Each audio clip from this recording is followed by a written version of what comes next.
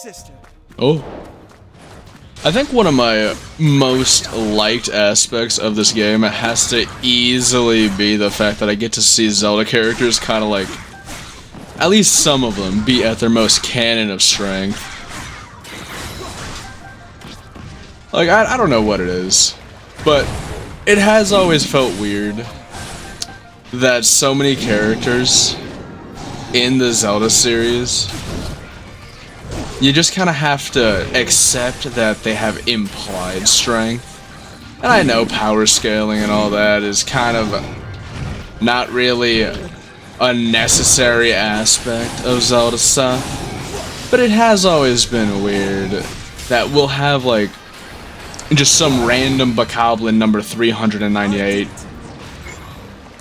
be as strong as like a Deku Nut.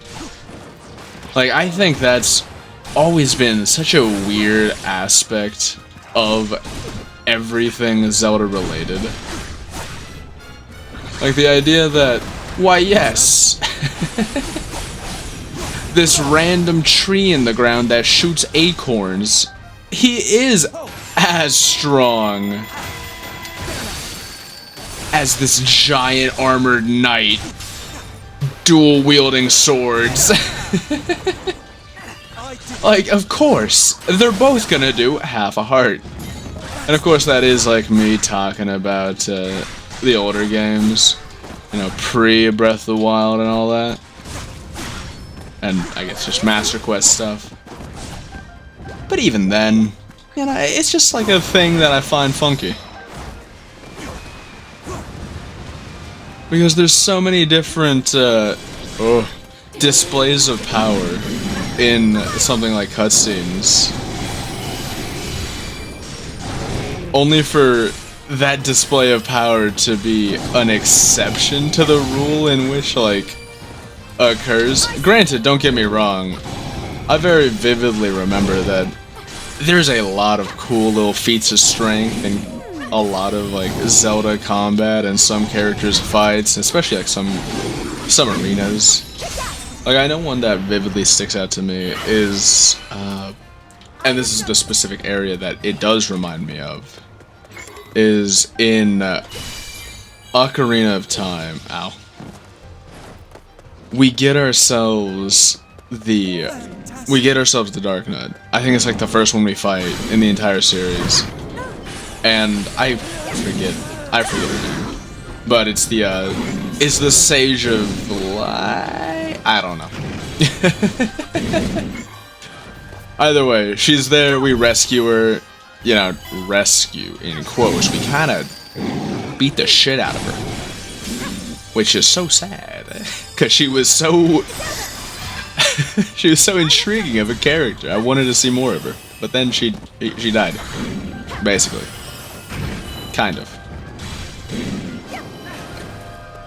But it is so weird to think about how in that fight you're gonna take like a quarter, maybe half a heart of damage from all of her hits, only for some of those hits to straight up be strong enough to destroy pillars. And sure, I don't have a problem with that, because Link being able to tank those hits like crazy is fine. But it is strange to look at how he's able to tank hits like that. These pillar-destroying attacks from a battle axe. Only for that same amount of health to be taken away when he gets hit by an acorn. It's weird. It's kind of funny, but it's still weird. And I know power scaling, like I said, is not a big deal in the Zelda series, outside of, I guess, just lore. Like, that's the most crazy it really gets. But I have always really dreamed of seeing, like, these characters really. And I am so happy games like Hyrule Warriors do exist for the Zelda series. no matter how much like their story is kind of nonsensical and just kind of this this festival of nostalgia or fan service, I think it's fun. And I mean, the games themselves clearly have a lot of work put into them, so it's not exactly something I ever want to really demean. Because it's good. It's good. Sure, they're button mashers, and I'm not gonna deny that. But who doesn't enjoy a good button masher every now and then? I won't stand for it. I must not fail. Not every game has to be Elden Ring where everything takes super precise attacks and dodges. Sometimes, all you need is a guy swinging dual spears. Sometimes, that's all you really need. Sometimes that's all you want. And can you really fault the people for wanting that every now and then? Especially in a franchise that's so hyper dedicated on exploration. Why not just give them a bit of a combat fest? Ow. Bit of a combat fest with cool animations. Now that's not me demeaning Breath of the Wild or Tears of the Kingdom, or obviously any game in the series and their animations and their combat. But it's just never quite fully the main focus. Usually a lot of the gameplay for basically every Zelda game out there is, on some level, a bit of a puzzle game.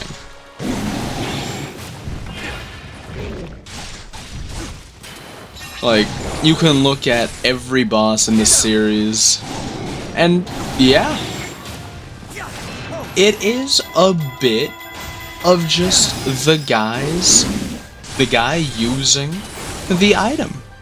Link uses item, and the problem is solved.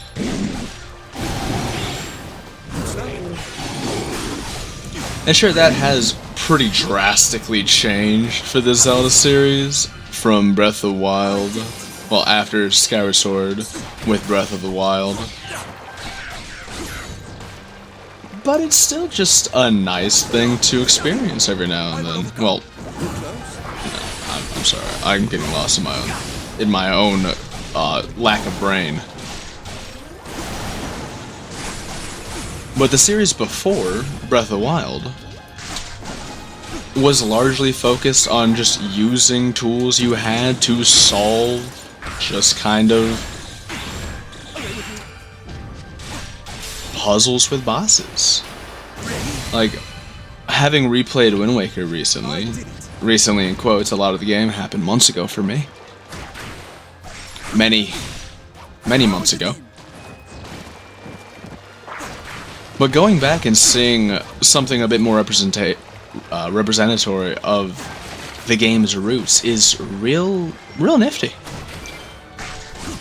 Granted, I do want to exemplify this. I've played those games since I was a child. I don't want any misconception there.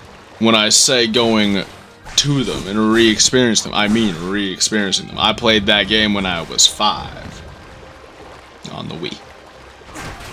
I had everything I needed back then. God, I miss that. I miss just like being super late to a franchise. Because man, was I late to the franchise. Because when I got into Zelda stuff, I started with Majora. And oh man, was that a horrific starting point for a little 4-year-old.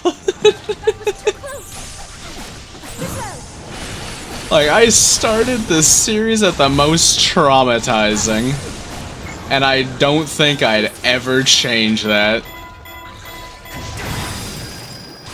'Cause that was just beautiful. I dislike this. Please stop. Die.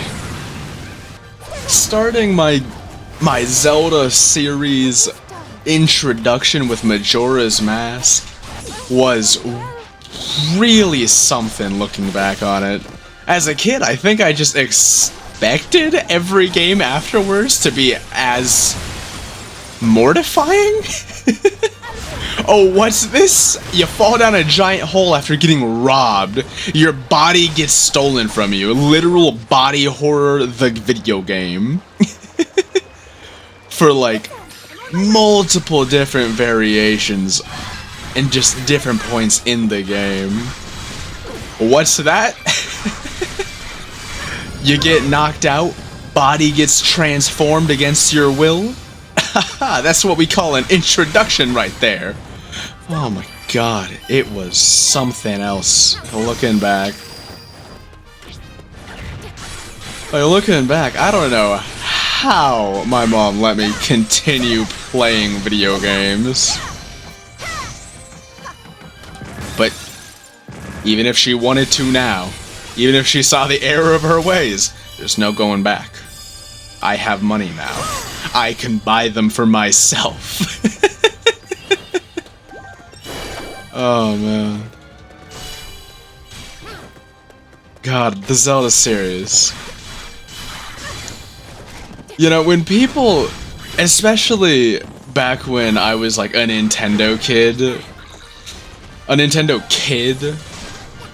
and I had to like walk around with the fucking PS3 and Xbox 360 crowd, I was incredibly confused why everyone was calling Nintendo games childish. Because in my eyes, my first introduction to gaming, like I've said, was body horror and literally some of the darkest implied imagery and direct imagery on the planet. Like, ooh, wow, how horrifying for you. You saw Captain Price get shot in the head. I don't care. And I saw a 12-year-old, an 11-year-old's body get stolen from him. I saw multiple guards die in front of me. I saw Ganondorf get stabbed straight through the chest, and then proceed to kill multiple sages.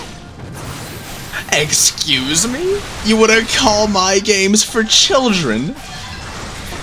Because it's not hyper-realistic? Yeah, good for you, Bono.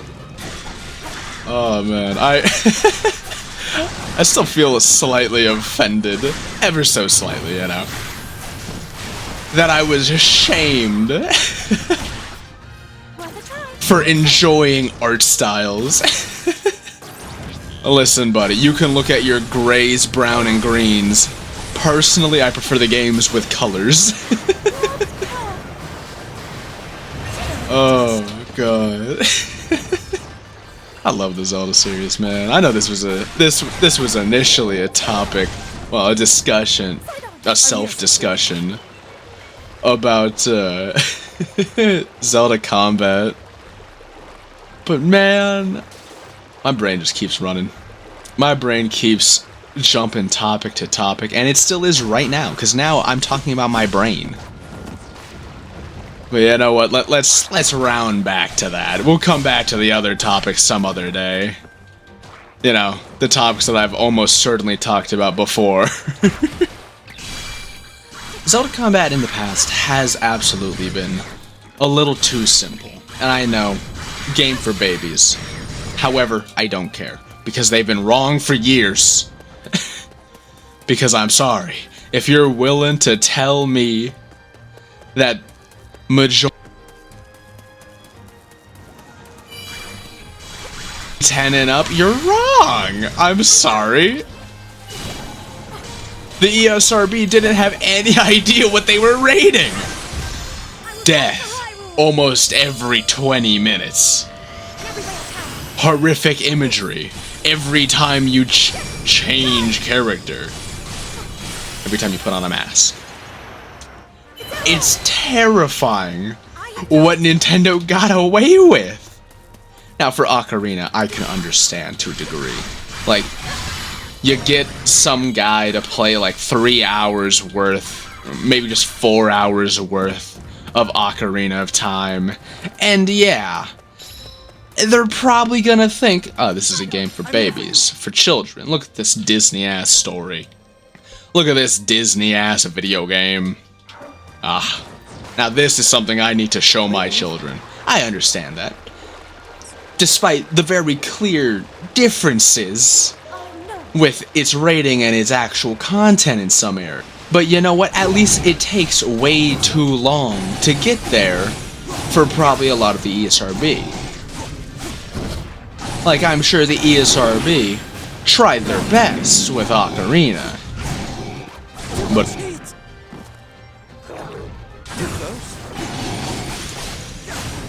I'm not saying it should be M-rated. Obviously not. No way. That's jumping the gun far, far too heavily. But you're telling me that that's not teen? You're telling me that's not teen? What, because it doesn't have a gun in it? Come on now, big guy. Such potential. Like, come on. No gun equal no M rating? That's fair. That's fair. I did it. Depending on the circumstance. That's a fair clause. But there are some pretty heavy exceptions to that rule. For example, Majora is far, far too deserving of a T rating. And I'm sure someone out there, not me, because I don't want it to be, someone out there could definitely argue an M rating. I'm not going to be that guy. I don't see that. But my god, I can't believe what Nintendo got away with in 2000. My goodness. Still pretty happy though. But then, moving back to the combat, it is definitely overly simple. E-rating or not, E-rating should mean that everyone can beat it. Not that everyone can master it.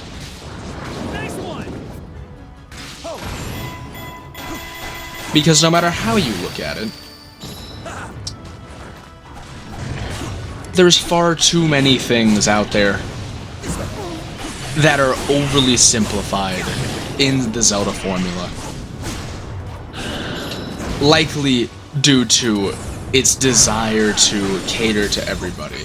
And the thing is, a game with a more intense or more in-depth combat system doesn't necessarily mean that the children can't still play it. Like, just because the kids will struggle more to do the advanced stuff means practically nothing. Because children are designed to struggle. And hell, there's definitely occurrences where some of those kids will be cracked at a game. I mean, goddamn, look at Fortnite. There are 8-year-olds doing crazy, crazy feats of gaming prowess. Crazy displays of just dexterity with their hands. Like, that's not right, man. Oh, hello.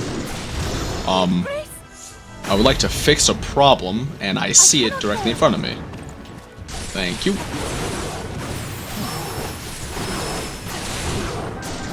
Like, just... And I know that if we have a more advanced combat system, we are leaving people behind. For example, the less skilled, and sadly, people who are less physically able to do the crazy things. But so long as the game is still accessible enough for a lot of those people to still enjoy the game and get through the game, doesn't mean that we have to sacrifice complexity for accessibility. Will we sacrifice difficulty? Yes. Can that be fixed? Yes. It's called having different difficulties. The game has been doing this for generations. And whether or not we want to have that disparity, whether or not Nintendo wants to have that disparity, whether or not the Zelda team wants to have that disparity, is completely up to them. But I don't really see the value in disallowing the ability to explore complex combat systems. It doesn't feel necessary. And I know I'm saying this while playing a very simple combat system, but my point still stands.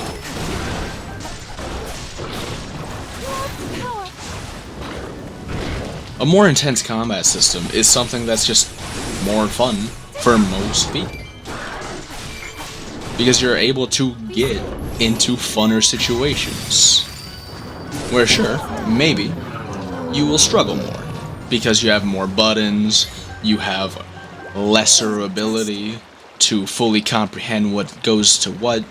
But I feel like that's not that big a problem. I don't know, man. I just want more advanced combat system in Zelda games. Just give me something crazy. That's what I want.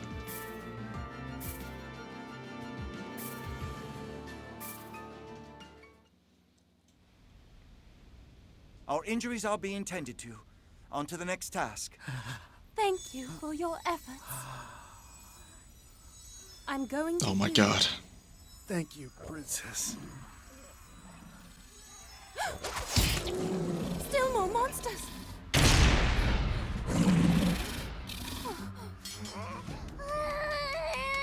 Go get him, little man.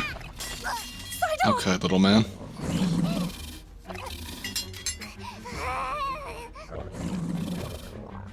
Sidon! Please, no! You must run!